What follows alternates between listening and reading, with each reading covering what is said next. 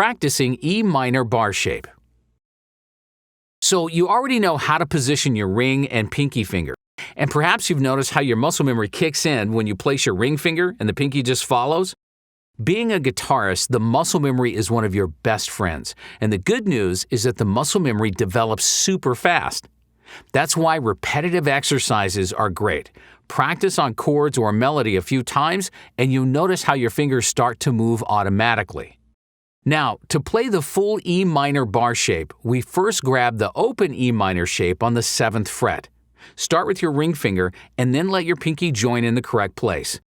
Now comes the tricky part. While holding the open E minor shape in place, you should add your index finger on the 5th fret. This is now the real E minor bar shape. We know that it's very hard to get it right the first 100 times, but just keep on practicing.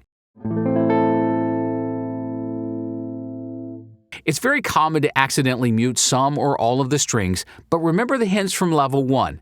The positioning of your thumb, tuck in your elbow, use the edge of your index finger, add your middle finger to get that extra pressure, adjust your fingers up or down, or bend your fingers slightly until you get the right pressure on all strings.